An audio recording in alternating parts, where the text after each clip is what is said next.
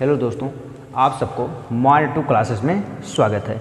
आज हम आप सभी लोगों को संख्या पद्धति नंबर सिस्टम्स में पढ़ाने वाले हैं संख्याओं का ज्ञान। अब देखिए, सबसे पहले किसी भी मैथ के किसी भी क्वेश्चन को लगाने से पहले आपको संख्याओं का ज्ञान होना आवश्यक होता है। तो संख्याओं के ज्ञान में जो सबसे पहला आपका हेडिंग आता है वो आता है पूर्णांश या पूर्णांक। अब पूर्णांश और पूर्णांक यहीं से निकलकर सभी प्रकार की संख्याएं, चाहे वह सम संख्या हो चाहे विषम संख्या हो, कैसे निकाला जाता है आज उसको हम ट्रिक से बताने वाले हैं। तो ध्यान दीजिए कि इसका डिफिनेशन कैसे होगा और इसे हम किस प्रकार से हाईलाइट करेंगे। तो यहाँ पर देखिए, पूर्णांश या पूर्णांक इसे कहा जाता है इंटीजर पार्ट्स। अब पूर्णांश को हम दो भागों में तोड़ सकते हैं, पूर्ण धन अंश। पूर्ण का अर्थ होता है पूरा और यहाँ पर अंश का अर्थ हो जाएगा भाग। अर्थात यहाँ पर अब आप डिफिनेशन बता सकते हैं कि वह भाग जो पूरा हो।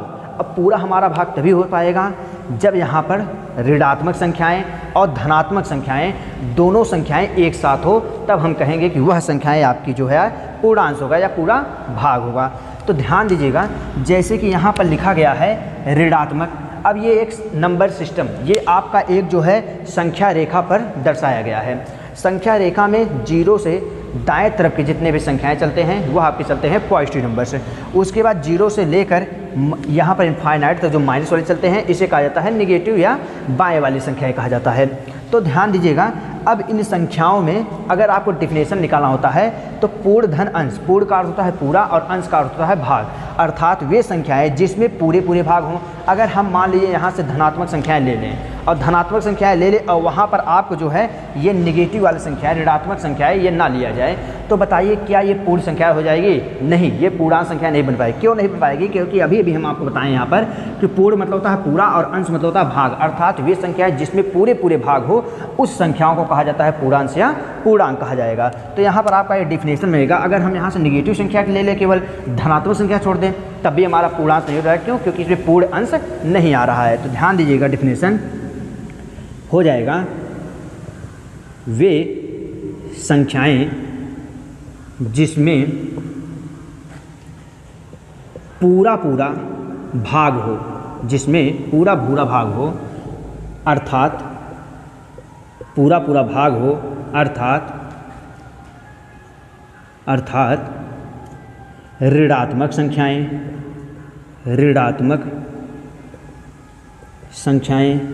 तथा धनात्मक संख्याएं, ये पूरा भाग होता है। धनात्मक संख्याएं एक साथ सम्मिलित हो, एक साथ सम्मिलित हो, पूर्णांश कहलाता है। पूर्णांश कहलाता है। ध्यान दीजिएगा, लिखा गया है वे संख्याएं जिसमें पूरा भाग हो, अर्थात ऋणात्मक संख्या तथा धनात्मक संख्याएं एक साथ सम्मिलित हो, उसे पूर्णांश कहते हैं। जैसे कि अगर हम ऋणात्मक संख्या छोड़ देंगे तो धनात्मक अगर हम केवल लेंगे तभी हमारा पूर्णांश नहीं होगा। क्यों? क्योंकि आपको मालूम है कि दो ही प्रकार की संख्या होती है, एक धनात्मक होती है, एक ऋणात्मक होती है। अब ध्यान दीजिए आगे, इसमें आपसे जो क्वेश्चन बन सकता है वह क्वेश्चन इस प्रकार से बन सकता है कि पूर्णांश का वह भाग बताइए जिस पर पॉजिटिव नंबर चलते हैं। तो किस पर चलते हैं? अभी आपको बताया गया है कि जीरो से लेकर इनफाइनाइट तक अर्थात दाएं भाग पर जो भी संख्याएं लिखे जाते हैं वह आपका होता है पॉजिटिव नंबर अर्थात धनात्मक संख्याएं। अब देखिए, पूर्णांश आपका हो गया, इसको पूर्णांश या पूर्णांक कहते हैं। अब अगला जो आपका आता है वह संख्याएं होती है पूर्ण संख्या। ध्यान दीजिएगा, अगला जो आपका हेडिंग आएगा वह होगा पूर्ण संख्या। इसे कहा जाता है होल नंबर। इसे कहा जाता है होल नंबर, पूर्ण संख्या। अब ध्यान दीजिए, पूर्ण संख्या किसे कहेंगे? अगर आपसे कह दिया जाए कि हमें 599 लिखना है तो हम क्या करेंगे? 1 से 2 3 4 5 6 7 8 9 इस संख्याओं को लेकर के हम तो 599 बना दिए। कैसे बना दिए? क्योंकि 5 भी है इसमें, ठीक है, 9 भी है, 9 भी है, तो हम 9 ले लिए। तो यहाँ से हमने 500 बना लिया। लेकिन अगर आपसे यहीं पर कहा जाए कि आप बना दीजिए 1000, तो क्या यहाँ पर 1 से लेकर 9 तक की संख्याओं से लेकर क्या आप यहाँ पर 1000 बना सकते हैं?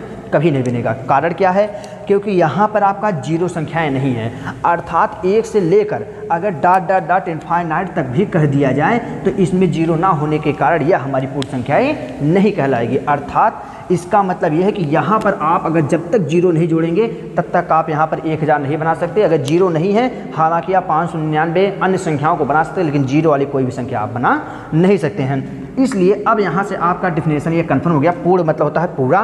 ध्यान दीजिए, अगर इसका डिफिनेशन निकालना है तो पूर्ण का अर्थ होता है पूरा। पूरा का मतलब ये हो गया कि वे संख्याएँ जिसमें पूरी संख्याएं पाई जाती है, या फिर वे संख्याएं, इसका दो डिफिनेशन होता है, या वे संख्याएं जिसमें जो प्राकृतिक संख्याओं के आगे जीरो लगा कर लिखा जाए उस संख्याओं को कहते हैं हम पूर्ण संख्या। अब ध्यान दीजिए, इसका हम डिफिनेशन बताते हैं आपको। इसका डिफिनेशन हो जाएगा, वे संख्याएं जिसमें जीरो से लेकर, वे संख्याएं जिसमें जीरो से लेकर इनफाइनाइट तक की संख्या होती है, पूर्ण संख्या कहलाती है। होती है पूर्ण संख्या, होती है पूर्ण संख्या कहलाती है। अर्थात वे संख्याएं जिसमें जीरो से लेकर इनफाइनाइट तक हो। कैसे होते हैं अभी हमने बताया आपको कि अगर 1 से लेकर 9 तक की संख्याओं को ले लिए हम तो 1000 नहीं बना पाएंगे, वह संख्या आपका अधूरा संख्या कहलाएगी। पूर्ण का मतलब होता है पूरा, ये ट्रिक है। पूर्ण से क्या हो जाएगा आपका पूरा, और पूरा तभी होगा जब हम संख्याएं आपको जीरो से लेंगे, तब वह संख्या हमारी क्या हो जाएगी, पूर्ण संख्या होगी। अब अगले हेडिंग पर चलते हैं कि आपका ये हो गया इंटीजर पार्ट से पूर्णांश हो गया, उसके बाद आया आपका यहाँ पर पूर्ण संख्या। अब इसके बाद आपका जो हेडिंग बनेगा वह बनेगा प्राकृतिक संख्याएँ।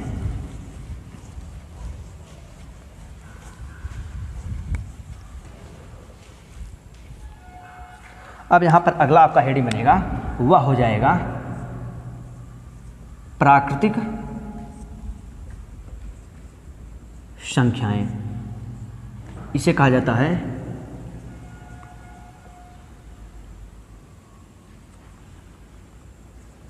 नेचुरल नंबर या प्राकृतिक संख्याएं। अब ध्यान दीजिए, प्राकृतिक संख्याएं कहते किसे हैं। प्राकृतिक का मतलब यह हुआ, आप जानते हैं इस जो है चराचर जगत में जो भी आप संख्याएं पढ़ें, जैसे आपको LKG से लेकर के कक्षा 5 तक जो संख्याएं पढ़ाया जाता है वहाँ पर जीरो से नहीं पढ़ाया जाता, आपको पढ़ाया जाता है 1 2 3 4 5। अर्थात यहाँ से आपको पढ़ाया जाता है, यहाँ पर आप किसी भी संख्याओं को पढ़ने के लिए जीरो का सहायता नहीं लेंगे। तो आपको यहाँ पर इसका डिफिनेशन हो जाएगा कि वे संख्याएं जो बोलचाल की भाषा में, जो बोलचाल की भाषा में कही जाए, पढ़ी जाए या लिखी जाए, प्राकृतिक संख्याएं कहलाती है।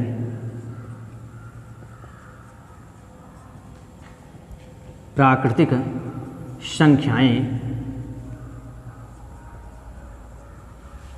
संख्याएं कहलाती है।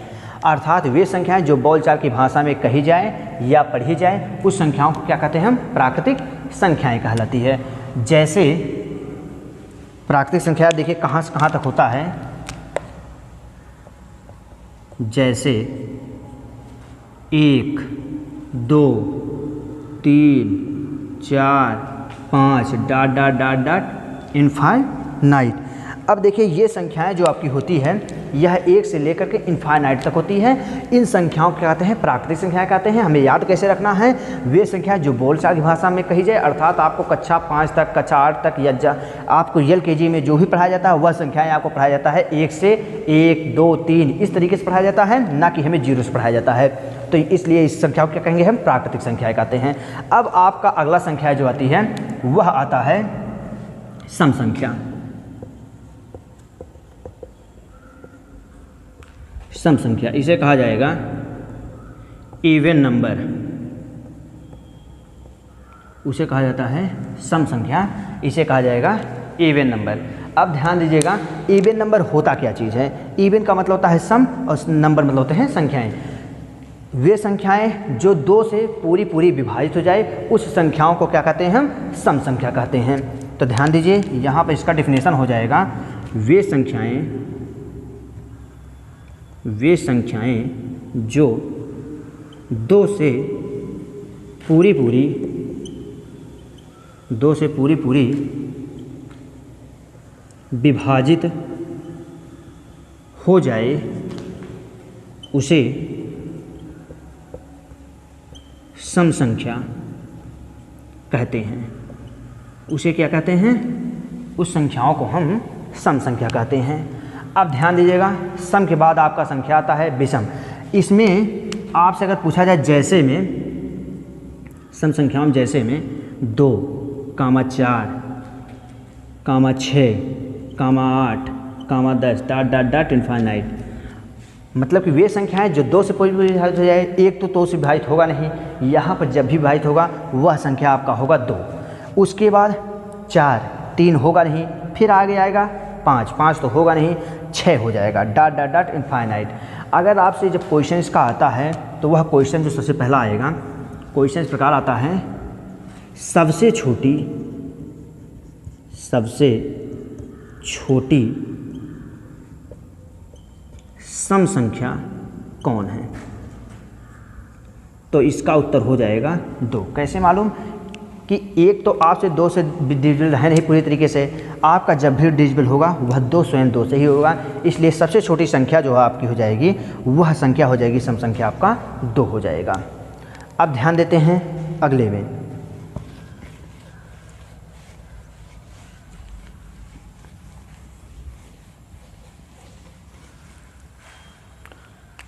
उसके बाद आपका आ जाएगा विषम संख्या।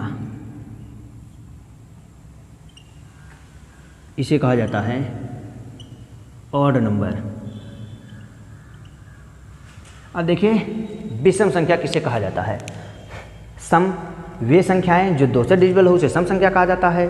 उसी प्रकार यहाँ पर आया विषम संख्या, अर्थात वे संख्याएं जो 2 से डिविजिबल ना हो, मतलब किसी भी संख्या डिविजिबल हो लेकिन 2 से संख्या वह संख्या आपका डिविजिबल ना हो, उस संख्याओं क्या कहेंगे हम, विषम संख्या कहेंगे। तो इसका डेफिनेशन हो जाएगा, वे संख्याएं जो 2 से विभाजित ना हो, जो 2 से विभाजित ना हो, विषम संख्या कहलाती है। विषम संख्या कहलाती है। ध्यान दीजिएगा, ये सम का क्या था, वे संख्याएं जो 2 से डिविजिबल हो जाए उसे सम संख्या कहते हैं। विषम क्या था, उसे जस्ट उल्टा है, वे संख्याएं जो 2 से डिविजिबल ना हो उस संख्याओं को क्या कहेंगे, विषम संख्या कहते हैं। जैसे में यहाँ पर सबसे छोटी अगर सम संख्या विषम संख्या की बात की जाए तो 1, देखिए डेफिनेशन के हिसाब से लिखा गया, वे संख्या जो 2 से विभाजित ना हो। क्या आपका 1 यहाँ पर जो है विभाजित हो रहा है 2 से, नहीं हो रहा है, इसका मतलब 1 भी आपकी क्या हो जाएगी, विषम संख्या हो जाएगी। उसके बाद आता है 2 तो आपकी सम संख्या है। फिर आएगा आपका 3 क्या है, 2 से डिविजिबल है, नहीं है, अर्थात ये भी आपकी संख्या कैसी हो जाएगी, विषम संख्या हो जाएगी। उसके बाद आता है 4 2 से डिविजिबल हो जाएगा अर्थात विषम संख्या होगी। उसके बाद आता है आपका 5, अब ध्यान दीजिए 5 आपका कैसी संख्या है, विषम संख्या हो जाएगी। उसके बाद ध्यान दीजिए आता है 6 आपकी कैसी संख्या होगी, 6 सम संख्या होगी। क्यों हो जाएगी, क्योंकि वो 2 से डिविजिबल हो जाएगी। उसके बाद आता है 7, तो इस प्रकार से विषम संख्या और सम संख्या दोनों में 1 का अंतर होते हुए जाता है। जैसे 1 के बाद 2 छूटा 3 के बाद 4 छूटा 5, उसके बाद 5 के बाद 6 छूटा 7 डॉट आपका इनफाइनाइट। इसमें जो आपका पहला क्वेश्चन बन सकता है वह बनेगा, सबसे छोटी विषम संख्या बताइए। तो सबसे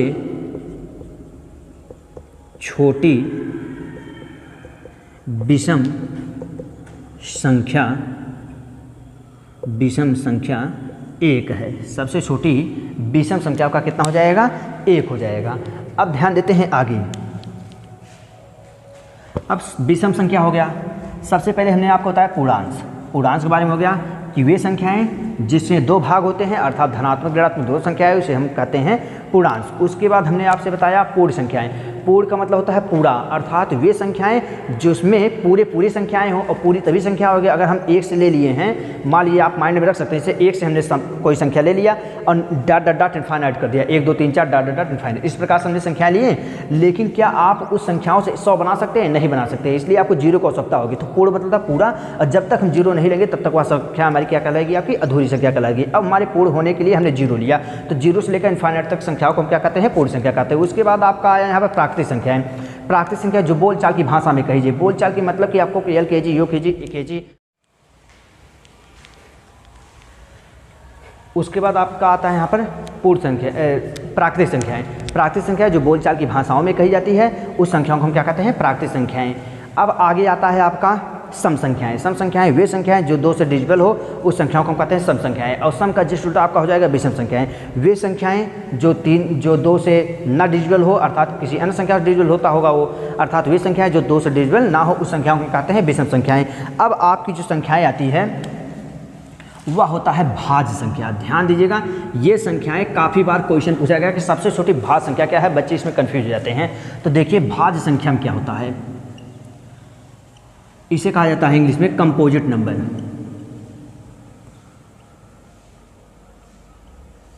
कंपोजिट नंबर। अब ध्यान दीजिए भाज्य संख्याएं कहते किसे हैं, इसका सबसे पहले हम डिफिनेशन लिखते हैं, उसमें आपको समझाते हैं।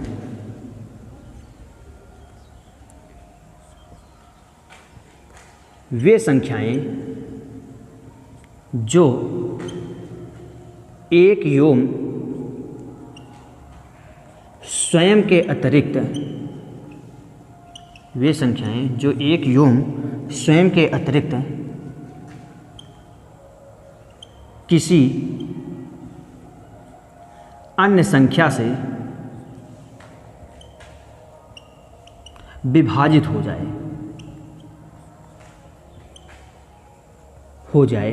भाज्य संख्या कहलाती है। भाज्य संख्या, भाज्य संख्या कहलाती है। क्या हुआ कि वे संख्याएं जो एक योम स्वयं के अतिरिक्त किसी अन्य संख्या से विभाजित हो जाए, उस संख्या कैसी संख्या कहलाती है? भाज्य संख्या कहलाती है। अब ध्यान दीजिएगा कि हम इस परिभाषा से सबसे छोटी भाज्य संख्या कैसे पता लगाएं। तो सबसे पहले आपकी जो संख्याएं आती है वह आता है एक।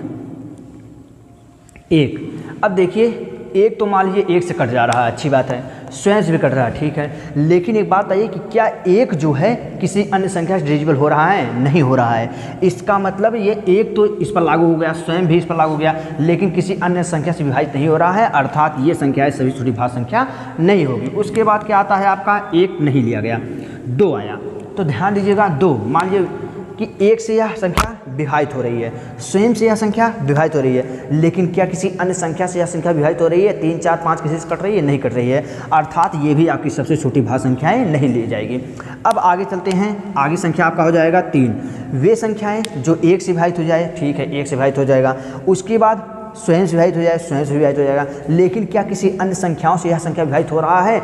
अर्थात 2 3 4 5 किसी से यह विभाजित हो रहा है? नहीं हो रहा है, या एक और स्वयं के अतिरिक्त किसी अन्य संख्या से विभाजित नहीं हो रहा है, तो यह भी आपका नहीं लिया जाएगा। उसके बाद आगे चलते हैं, फिर आपका आया 4।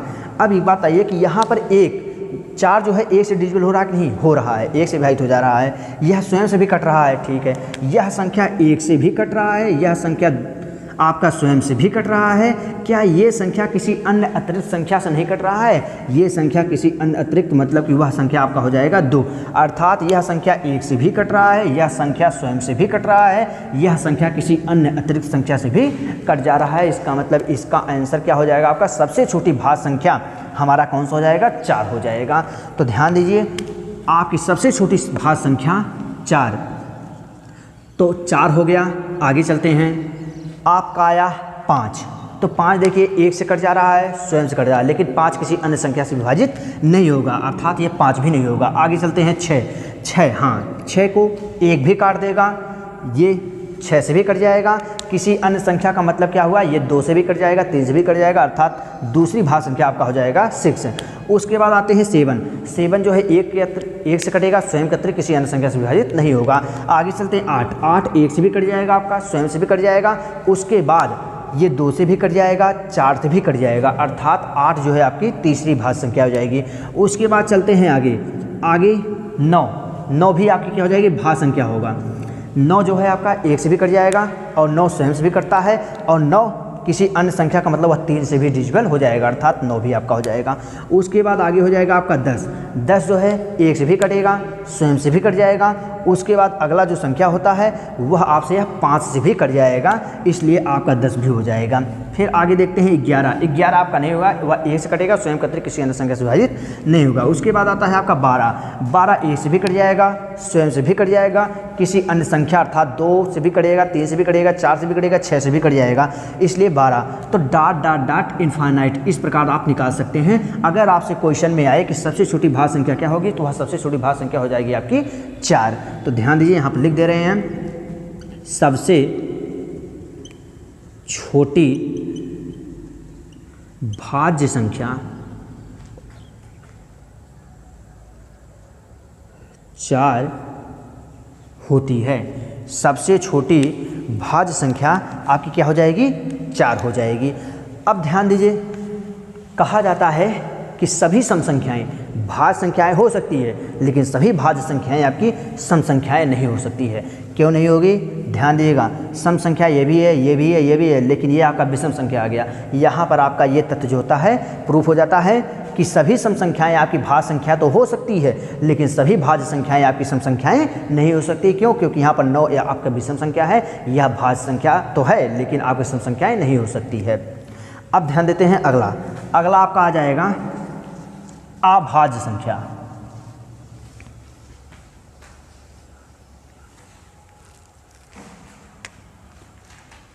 ये आपका हो जाएगा अभाज्य संख्या, इसे कहा जाएगा प्राइम नंबर।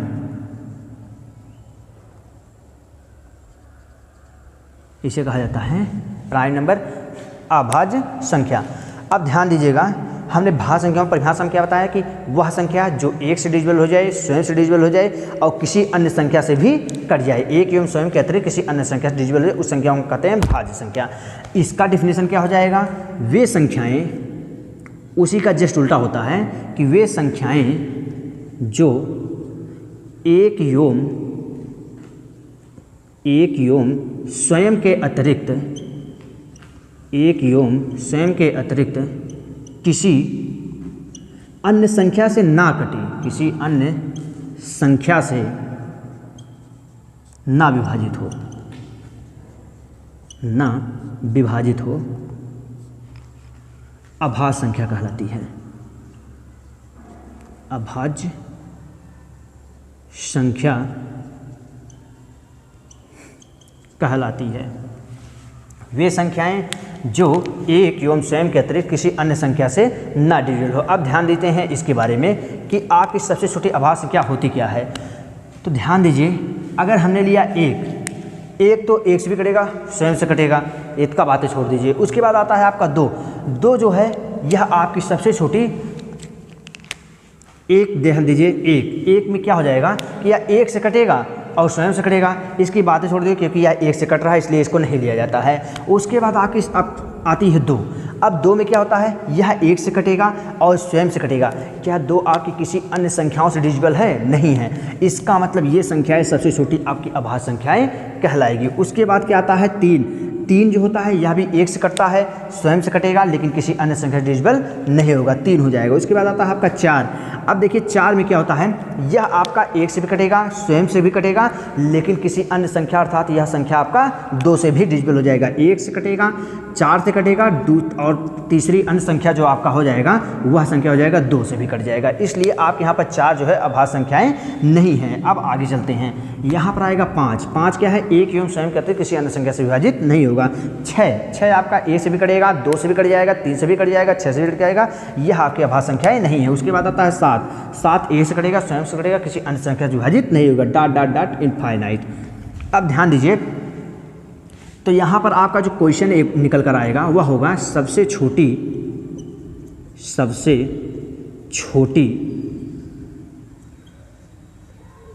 अभाज्य संख्या 2 होगी। सबसे छोटी अभाज्य संख्या कितनी होगी? 2 होगी। अब ध्यान दीजिए, कभी कभी एक क्वेश्चन आता है कि 1 से लेकर, ध्यान दीजिए इम्पॉर्टेंट क्वेश्चन है और ये क्वेश्चन लगभग बार पेपर में पूछा गया। जैसे अब की बार ये जो ग्रुप डी का पेपर हुआ था उसमें ये क्वेश्चन पूछा था कि 30 से लेकर 70 तक के संख्याओं में कितनी अभाज्य संख्याएं पाई जाती है। तो ध्यान दीजिए, उसके लिए हम एक ट्रिक बताने वाले हैं आप लोग को कि सबसे पहले इसको लिख लीजिए। क्वेश्चन है, मान लीजिए कि 1 से 10 तक में कितनी अभाज्य संख्या होती है। तो ध्यान दीजिएगा, आपकी सबसे छोटी अभाज्य संख्या 2 हो जाएगी, उसके बाद 3 हो जाएगी, उसके बाद 5 हो जाएगी, उसके बाद 7 हो जाएगी, इसके बाद आपकी आगे 11 जाएगी। अर्थात 1 से 10 तक के अंदर कितनी अभाज्य संख्या हुई? 4 अभाज्य संख्याएँ हो जाएगी। तो ध्यान दीजिए, ये याद आप पेपर में निकालने नहीं बैठेंगे, हम आपको एक ट्रिक बताते हैं। वह ट्रिक का नाम सुनिए। ट्रिक आपका हो जाएगा,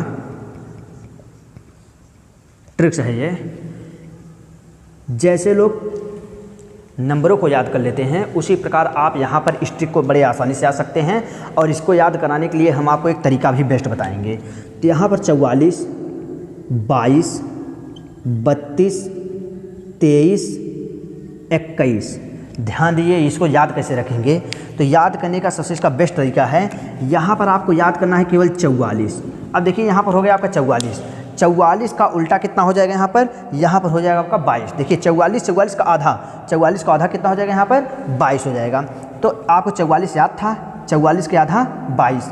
अब ध्यान दीजिए 22 को उसके बाद आपको यहाँ पर 44 याद करना पड़ेगा, यहाँ पर याद करना पड़ेगा आपको 32। 44 का आधा 22, अब 22 के बाद आपका कितना हो जाएगा यहाँ पर?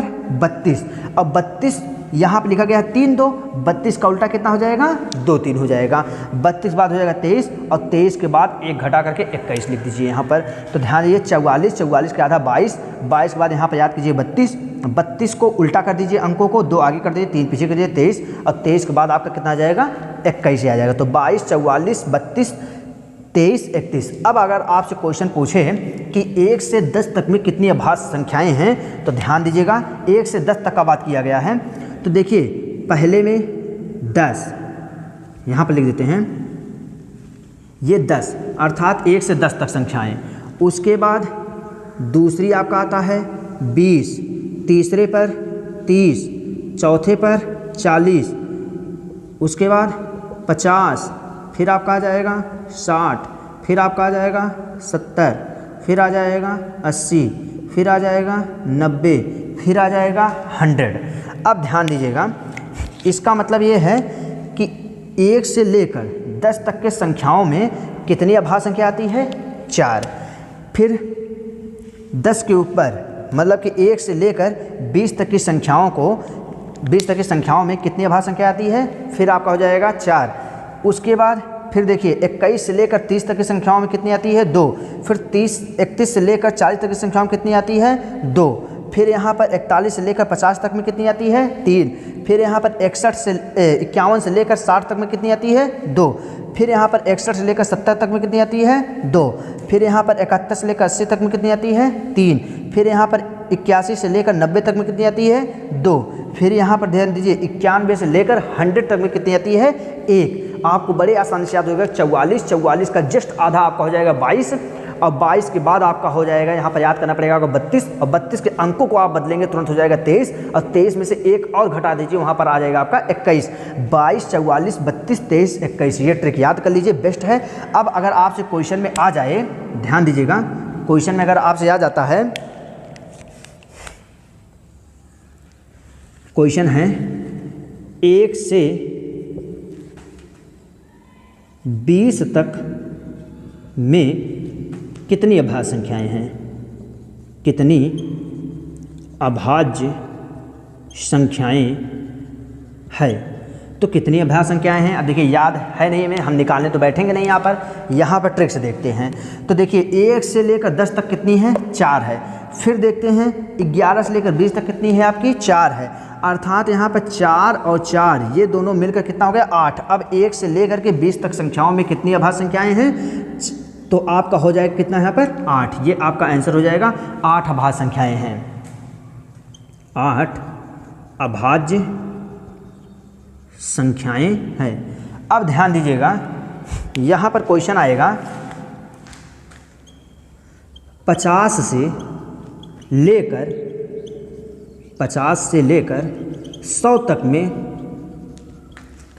में कितनी अभाज्य संख्याएं है। तो ध्यान दीजिए, 50 से लेकर 100 तक में कितनी अभाज्य संख्याएं हैं। तो यहाँ पर आती हैं 10, 20, 30, 40, 50।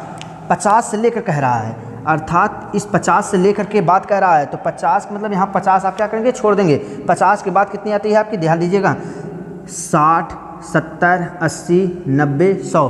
50 से लेकर 100 तक में कितनी हो जाएगी, तो यहाँ पर हो जाएगा 3, 3 के बाद 2, 2 के बाद 3 2 5, 5 2 7, 7 3 10, 10 2 12, 12 कितना हो जाएगा आपका 13।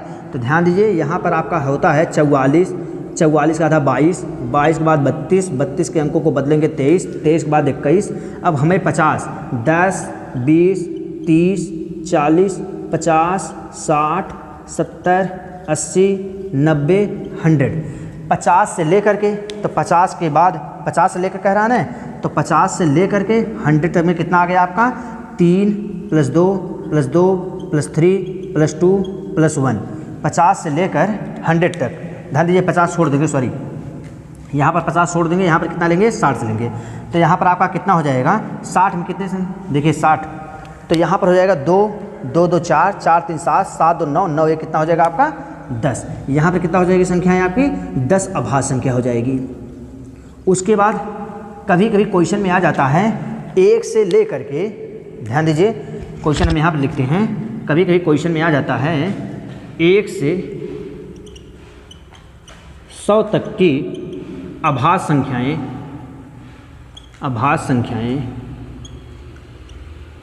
संख्या कितनी है। 1 से 100 तक की अभाज्य संख्या कितनी है। तो ध्यान दीजिएगा, याद कैसे करेंगे, यहाँ पर आपका 44, आधा 22, 32, 23, 21। अब देखिए 10, 20, 30, 40, 50, 60, 70, 80, 90, 100 सभी अंकों को जोड़ लीजिए। 4 4 8, 2 10, 10 2 12, 12 3 15, 15 2 17, 17 2 19, 19 और 3 19 से 3 22, 22 2 आपका हो जाएगा 24, 24 से कितना हो जाएगा यहाँ पर 25, अर्थात यहाँ पर आपका आंसर कितना आ जाएगा 25 अभाज्य संख्या। देखिए याद करने के लिए बहुत आसान है। अगर जब भी कोई भी संख्याओं से पूछे 1 से लेकर के 100 तक की बात किया जाए और उसमें कहा जाए कि 10 से लेकर 20 तक में बताइए कितनी हो जाएगी, तो 10 छोड़ दीजिए, 10 से लेकर 20 तक की बात कर रहा है 4 हो जाएगी। 20 से ऊपर का बात करें, 30 से बात करें 50 तक कितनी हो जाएगी, तो 30 40 50 ले लीजिए।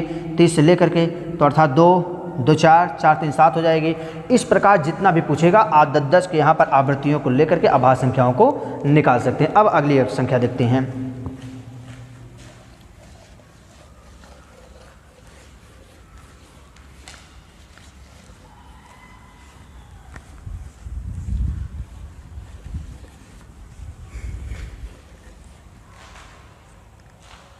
अब ध्यान देते हैं, अभाज्य संख्याएं आपकी हो गई, भाज्य हो गया, अभाज्य हो गया।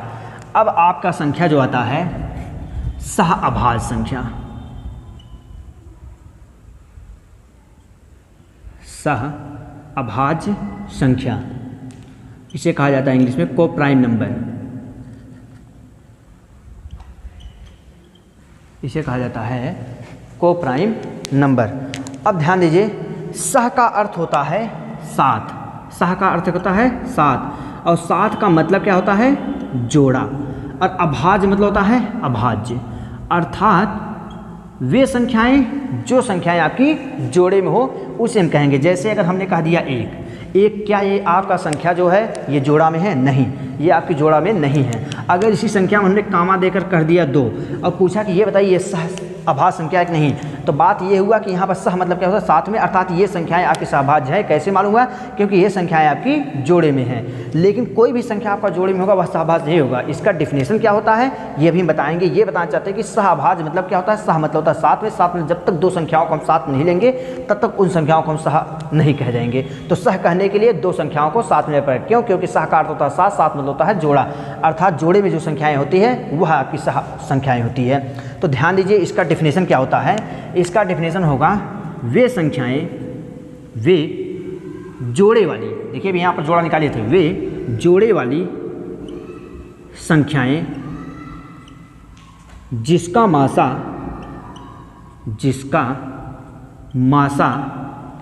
एक हो, जिसका मासा एक हो, सहअभाज्य संख्या कहलाती है। सहअभाज्य संख्या कहलाती है।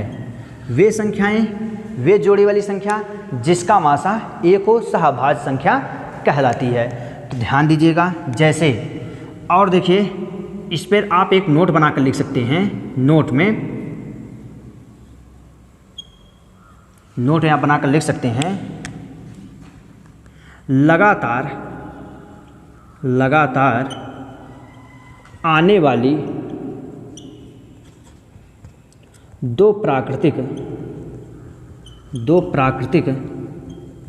संख्याएं सदैव सहअभाज्य संख्याएं कहलाएगी। सहअभाज्य संख्याएं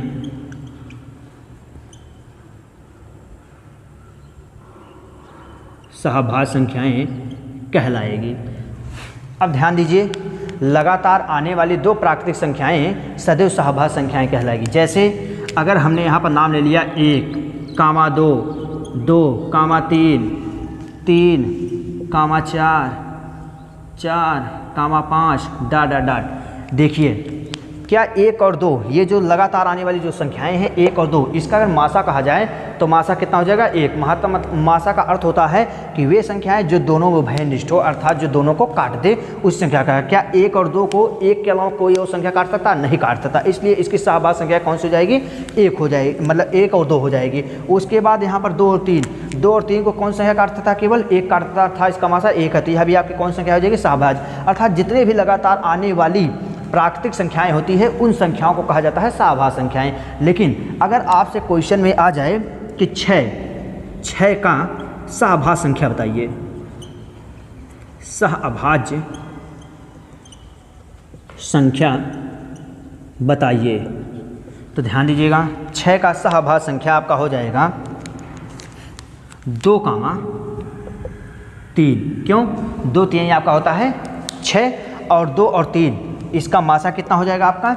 इसका मासा आपका हो जाएगा 1। इसलिए इसका सहअभाज्य संख्या कौन सा हो जाएगा? 6 का 2 और 3। उसी प्रकार अगर कहा जाए यहाँ पर आपसे 15, ध्यान दीजिए 15 का सहअभाज्य संख्या बताइए, तो आपका कितना हो जाएगा? यहाँ पर हो जाएगा 3, 5। क्यों? क्योंकि ध्यान दीजिएगा ये 3 और 5 अगर इसका मासा का बात किया जाए तो इन दोनों को 1 के अलावा किसी अन्य संख्या से कटेगा नहीं। और मासा उसे कहते हैं जो इन संख्याओं में उभयनिष्ठ हो, जो इन संख्याओं को काट दें। तो वह बड़ी से बड़ी संख्या जो इन दोनों संख्याओं को विभाजित करे तो उसका मासा कहते हैं उसे 1। तो ध्यान दीजिएगा इन दोनों में मासा कितना हो जाएगा? 1 हो जाएगा। अर्थात ये भी आपकी संख्या कैसी है? ये आपकी संख्या सहअभाज्य है। हालांकि ये आपकी लगातार नहीं है, ये तो है कि लगातार आने वाली प्रत्येक संख्याएं जो होती है आपकी सदैव उस सहअभाज्य संख्याएं कहलाती है। लेकिन यहाँ पर इसका सहअभाज्य संख्या कौन सा हो जाएगा आपका? 15 का हो जाएगा 3 और 5। कैसे मालूम हुआ? क्योंकि यहाँ पर क्वेश्चन डिफिनेशन लिखा गया है कि वे जोड़ी वाली संख्या है जिसका मासा 1 हो। इनका मासा कितना हो जाएगा आपका? 1 हो जाएगा। उसी प्रकार आपका आ जाएगा यहाँ पर 20।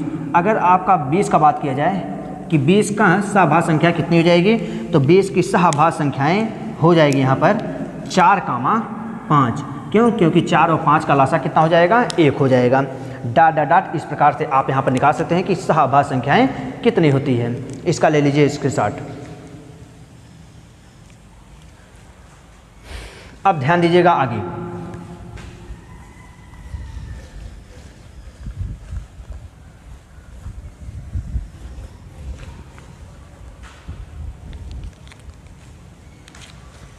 अब आगे आपका आता है वास्तविक संख्याएं, ध्यान दीजिएगा। आगे आपका आता है वास्तविक संख्याएं, इसे कहा जाता है रियल नंबर, इसे कहा जाएगा रियल नंबर, वास्तविक संख्याएं। अब देखिए वास्तविक संख्याएं कहते किसे हैं। वास्तविक संख्याओं का जो परिभाषा हो जाएगा वह हो जाएगा ऐसी संख्याएं जो P/Q के रूप में लिखा जाए लेकिन Q equal to not zero, अर्थात Q का मतलब जो उसका हर होता है वह आपका जीरो नहीं होना चाहिए। तो यहाँ पर इसका डेफिनेशन हो जाएगा वे संख्याएं जो P/Q के रूप में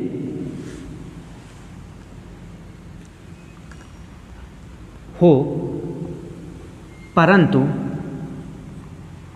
Q equal to not zero, अर्थात वे संख्याएं जो P/Q के रूप में हो परंतु Q equal to not zero.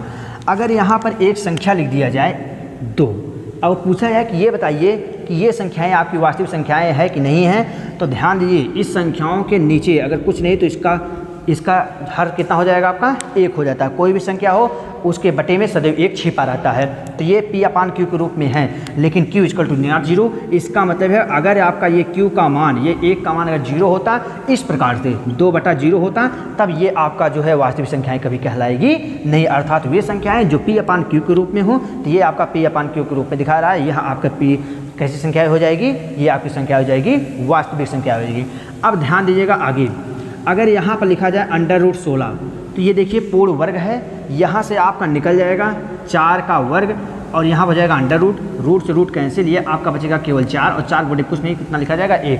अर्थात जो भी पूर्ण वर्ग √ में हो उन संख्याओं को भी हम क्या कहते हैं, वास्तविक संख्याएं कहते हैं। इस प्रकार संख्या हो गई।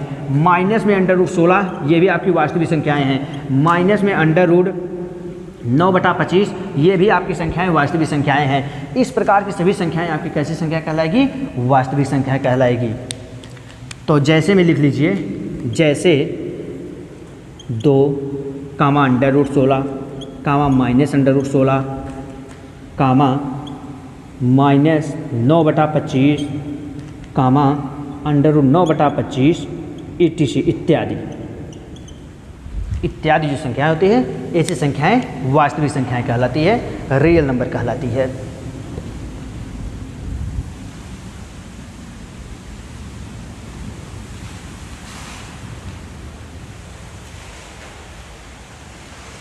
अब मित्रों बाकी अवास्तविक संख्याएं जो होती है आपको कल हम बताएंगे।